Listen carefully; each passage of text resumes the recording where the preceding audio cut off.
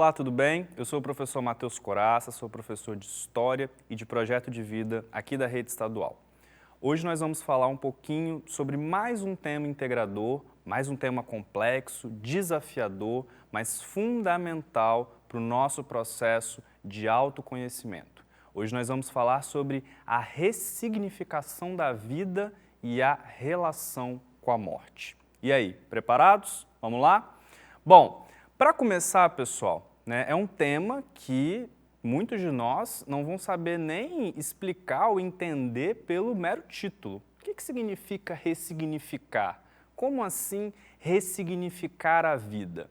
É óbvio que a ideia de ressignificar tem a ver com criar novos significados. Então, uma coisa tem um significado X e quando você dá a ela um outro significado Y, temos aí um processo de ressignificação. Isso eu acho que fica claro para a maioria de vocês. No entanto, entendam que a ressignificação da vida é um processo infinitamente mais profundo. E é nesse ponto que eu quero começar a trabalhar com vocês. Observem aí na tela, nesse slide, um slide com uma explicação um tanto poética, mas que eu acho que casa muito bem com o que nós estamos falando aqui hoje.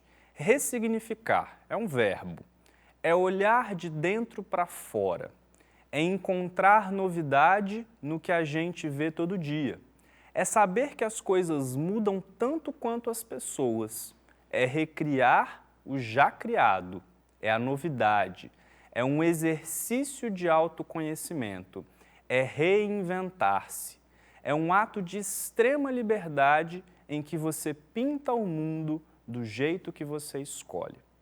Interessante isso, né? Então, nós vamos falar hoje sobre essa relação entre vida e morte, as duas únicas e grandes certezas que nós temos na nossa existência. A primeira é de que estamos vivos e de que vamos viver. E a segunda é de que em algum dia, em algum momento, em alguma situação, nós vamos morrer. Quando há esta compreensão, quando há esta ideia de que a vida passa e de que fatalmente a morte chega, nós criamos uma ideia, nós criamos uma noção de que a vida é passagem, de que a vida é processo. Nós nos desapegamos de muitas daquelas amarras que nos prendem a uma realidade dura, a uma realidade penosa. Então, em primeiro lugar, ressignificar a vida significa entender que a vida é importante, entender que é o nosso processo, mas entender também que ela é passageira e que nós não ficaremos presos para sempre a essa realidade. Por que eu estou tocando nesse ponto com vocês? Muito se tem falado sobre a relação vida e morte. Nós estamos gravando essa aula agora no ano de 2020, um ano complexo, um ano marcado por milhares, milhões de mortes pelo mundo inteiro por conta da Covid-19, desse novo vírus que foi descoberto e que ceifou tantas vidas. Nós tivemos que lidar muitas vezes com um processo duro de luto nas nossas famílias, nas nossas comunidades, nas nossas escolas. E quando esse processo começa a ser superado, vem aquele questionamento: e agora? O que vai ser da minha vida? E agora? Por onde eu começo? Ou melhor, por onde eu recomeço? É basicamente isso que nós vamos trabalhar, que nós vamos debater nessa aula de hoje. E aí eu gostaria de começar essa aula fazendo uma reflexão histórica. Sou professor de História, então não poderia fugir dessa minha área. Como que as pessoas ao longo da história se relacionaram com esse processo vida e morte? Eu vou começar lá nos primórdios, lá na Grécia Antiga, e está aparecendo aí no slide para você. É o chamado mundo pré-industrial, ou seja, o mundo que começa lá na Antiguidade, a história desde os gregos, mesopotâmicos, romanos, passando pela Idade Média, pela modernidade e chegando até o início da Revolução Industrial. A gente faz esse recorte bem amplo porque durante esse período a mentalidade demorou muito mais tempo a mudar. Como não havia essa aceleração da indústria, você tinha então, né, uma dificuldade maior para mudar a mentalidade das pessoas. Então as formas de pensamento e de se relacionar com o mundo e com a realidade foram praticamente inalteradas. E durante todo esse período, a vida, a compreensão da vida era de uma constante meditação da morte. Professor, o que significa isso? As pessoas entendiam que elas estavam vivas, mas que a verdadeira vida não era aquela do aqui e do agora. A verdadeira vida é aquela que viria depois da morte. Então, constantemente, elas viviam como se aquele fosse o último dia, como se aqueles fossem os últimos momentos. Elas se preparavam por meio de orações, por meio de rituais religiosos, né, por uma infinidade de características culturais para esse grande evento que era a passagem para a verdadeira vida. Então elas compreenderam a vida como uma meditação da morte. Vamos voltar lá para o slide para poder entender da onde que isso surge, ou pelo menos na filosofia, que é uma dessas áreas de conhecimento aliadas aqui à história, ao processo que nós estamos desenvolvendo, como que isso surge? Esse camarada aí na imagem é o Platão, que muitos de vocês já devem ter ouvido falar, um dos grandes filósofos gregos, considerado aí um dos pais da própria filosofia, e ele tinha a compreensão de que a morte era um processo tão importante que libertava a alma do corpo. Segundo ele, a alma, que é onde que é onde está a nossa verdadeira vida, que é onde está a nossa existência, as nossas características mais essenciais, ela está presa ao corpo. E o corpo se deteriora, o corpo envelhece, o corpo se expõe à corrupção. Quando acontece a morte, aí sim a nossa alma fica livre e a nossa alma vai encontrar a verdade após a morte. Muitas religiões, como o cristianismo, né, o próprio judaísmo, tiveram essa mesma base filosófica. Olha que interessante. Buscaram em Platão, que não professava uma religião, né, essa compreensão em relação à vida e à morte.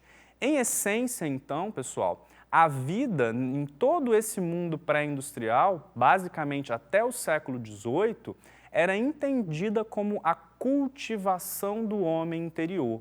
Então a vida não era para enriquecer, a vida não era para acumular bens, a vida não era para se tornar uma pessoa poderosa, a vida era para você cultivar a sua própria alma, cultivar as virtudes, cultivar o homem e a mulher interiores que nós entendemos como alma. Então a relação com o mundo era passageira, porque havia a compreensão de que a morte, ou pelo menos o além, o após a morte, era onde estava a verdadeira vida.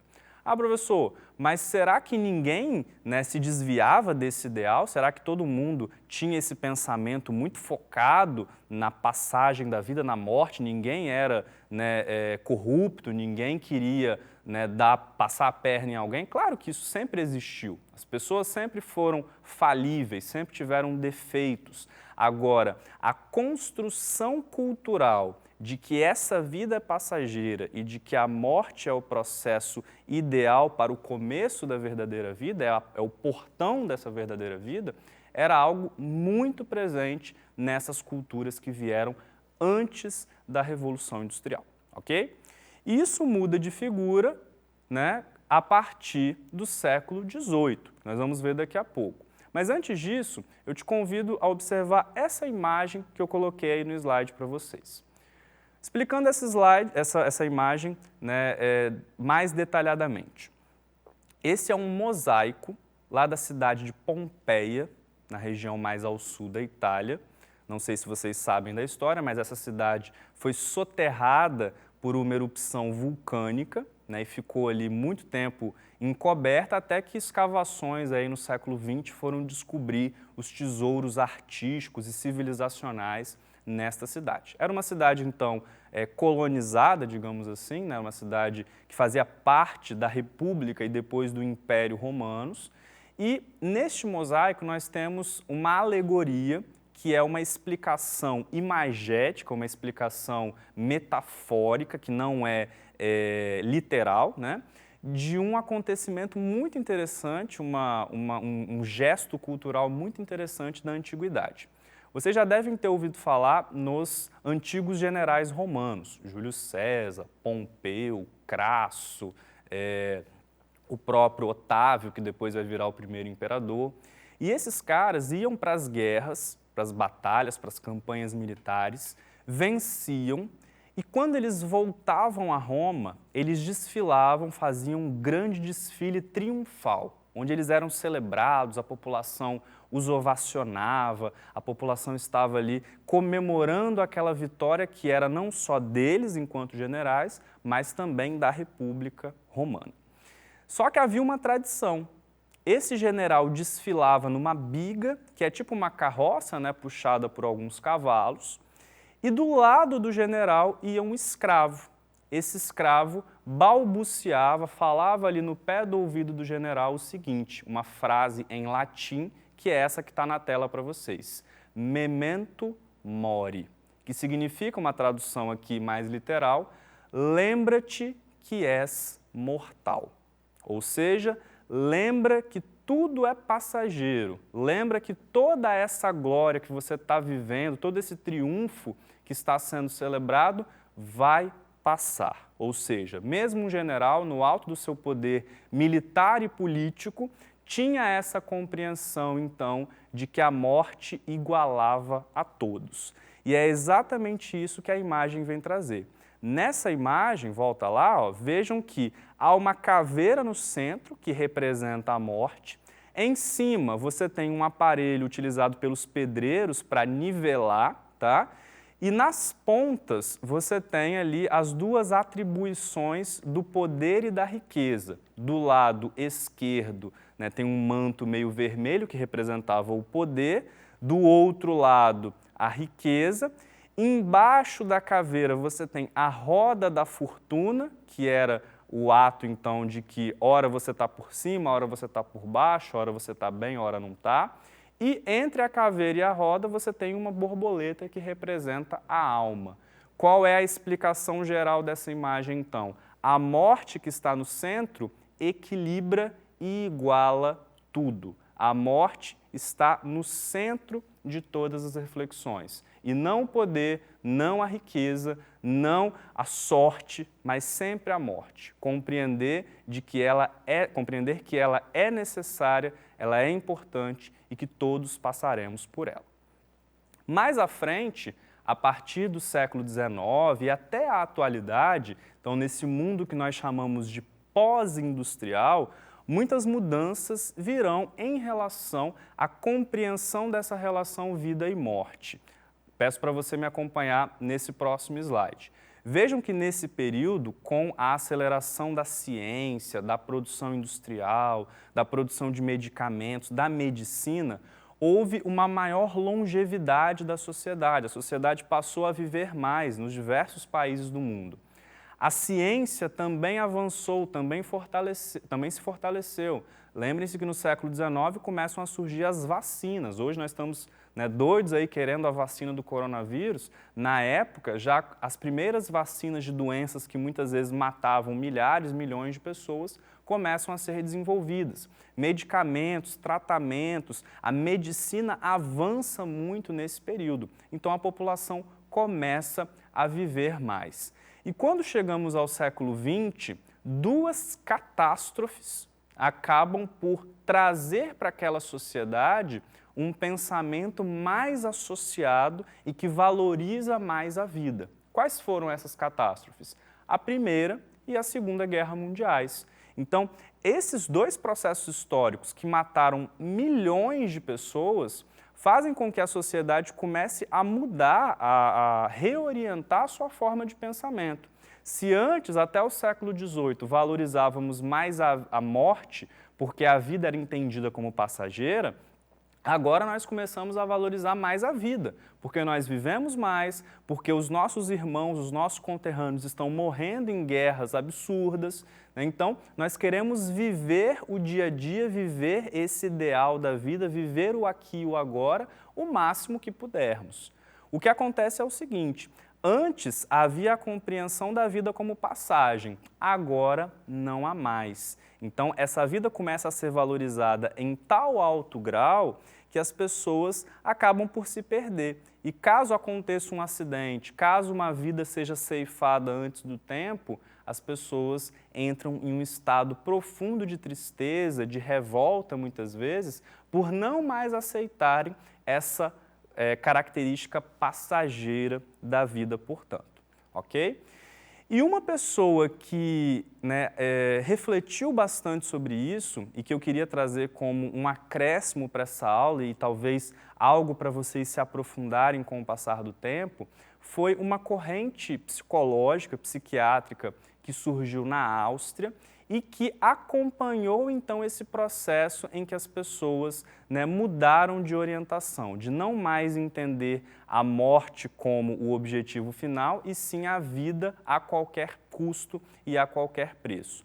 O problema de as pessoas ficarem muito focadas na vida foi que elas começam a se frustrar, né? Então, elas perdem parentes, perdem pessoas queridas, acontecem acidentes, acontecem pandemias, epidemias, a morte vem e as pessoas não são mais capazes de compreender que a vida é passageira, não aceitam, se revoltam contra isso.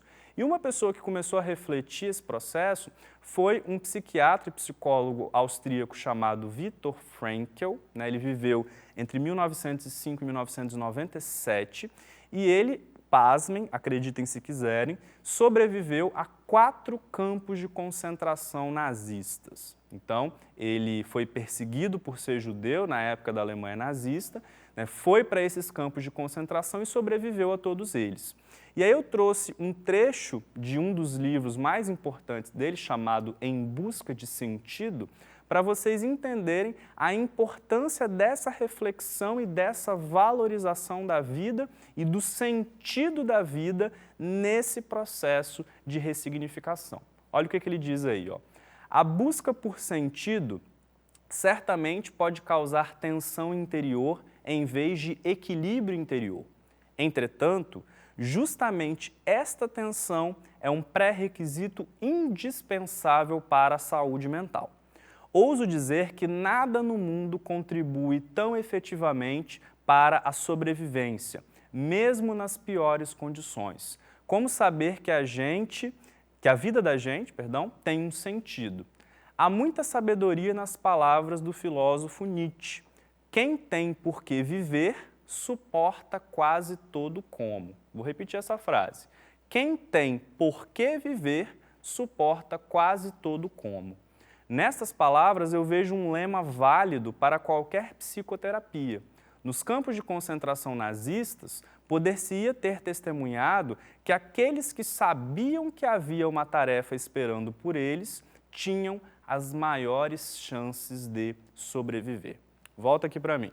Perceba o seguinte, o Viktor Frankl viveu nesses 4 campos de concentração e ele fez inclusive uma estatística. Ele percebeu de que a cada 28 pessoas, uma sobrevivia.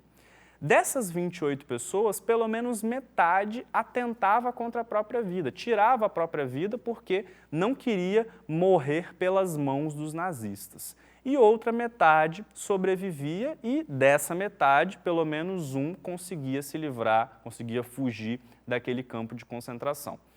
Por que ele fez essa estatística toda?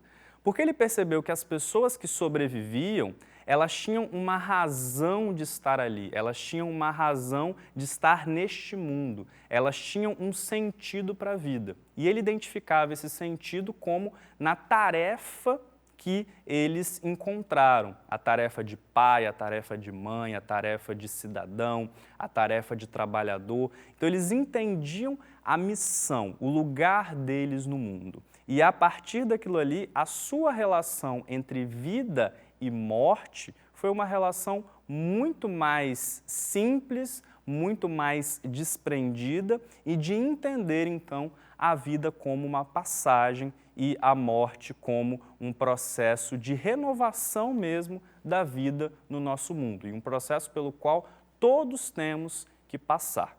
Então entendam, muitas vezes nós sofremos, muitas vezes nós não compreendemos a morte porque não entendemos na prática o sentido da vida.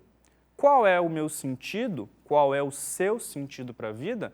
Só você, só eu, vamos conseguir descobrir. É um processo individual, é um processo próprio, mas a reflexão que fica é, o que nós vamos levar lá para o final da nossa vida? Aquilo que a gente acumulou, aquilo que a gente construiu, os bens, ou aquilo que nós somos, a nossa essência, né? A nossa vida verdadeira, as nossas virtudes, aquilo que nós construímos enquanto cidadãos e enquanto indivíduos. É essa reflexão que o Viktor Frankl faz, é disso que se trata essa busca por sentido e é por isso que ela é tão fundamental para entendermos essa nossa relação com a vida e também com a morte.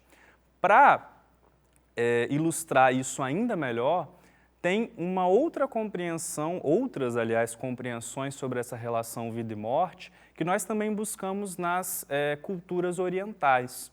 Então, eu vou passar um vídeo para vocês. Esse vídeo é da monja Coen, né? Não sei se vocês já viram ela na televisão, talvez, uma senhora carequinha já, e ela é uma monja budista. O budismo é não só uma religião oriental de origem japonesa, mas também uma filosofia de vida.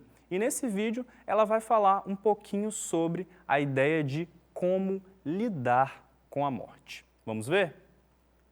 A gente não gosta de separar de quem a gente gosta, não é assim mesmo?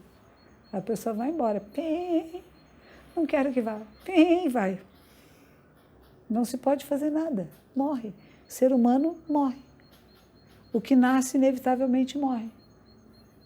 O que se junta inevitavelmente se separa. E nós temos que conviver com isso. Dói, dói.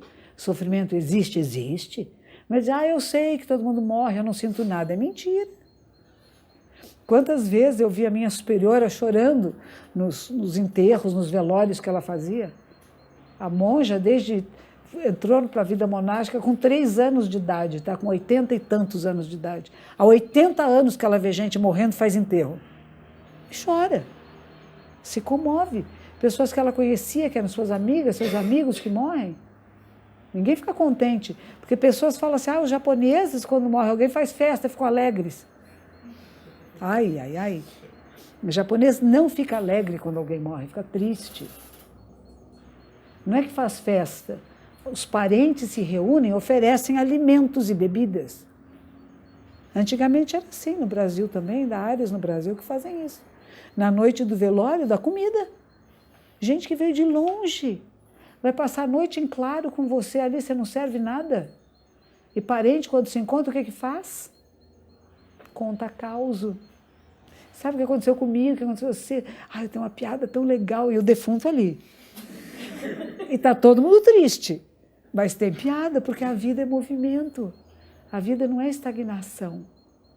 É a gente perceber que sinto a dor da perda, mas esse ser que morreu vai viver em mim. Como é que eu vou honrar essa memória na minha vida? E não só me lastimar.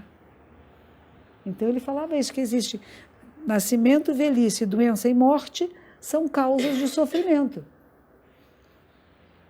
Mas que existe uma coisa chamada nirvana ou nibbana, que é um estado de paz e tranquilidade. E que é possível quando temos um caminho de prática de 8 aspectos. Ou seja, quando percebemos que temos memória correta, ou seja, nos lembramos das 4 nobres verdades. Não há nada fixo, nada permanente e tudo está interconectado. Nada existe separado e independente. Aí a nossa visão da realidade começa a mudar. Bom, a monja Coen, então, eu acho que ela conclui brilhantemente essa aula, fazendo essa reflexão sobre a morte.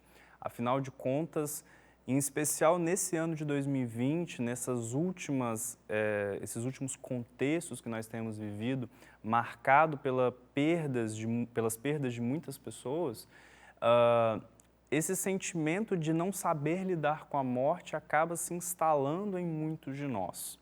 E eu acho que ela responde a esse sentimento de maneira brilhante quando diz que o ideal é que nós avaliemos essa relação com a morte pensando no seguinte: como que eu vou honrar aquela pessoa que eu perdi em vida? Ou que aquela pessoa que se foi, que aquela pessoa que me deixou, que teve que fazer a sua passagem, ela ainda vive em mim, pelos sentimentos que ela deixou, pelo amor que ela teve por mim, né, por tudo que ela me ensinou, pelos ensinamentos que ela deixou como legado. Então, tudo isso é fundamental para essa nossa relação com a morte. Vida e morte são conceitos importantes, mas entendam, não são conceitos opostos, eles são complementares. Não existe vida sem a morte e não existe a morte sem a vida. Com isso, nós encerramos a nossa aula e eu espero então que você tenha aí alimentado um pouco mais a sua alma, um pouco mais as suas reflexões com esses tópicos, com essas abordagens que eu trouxe aqui para vocês neste dia. Um beijo grande para todos e até a nossa próxima aula.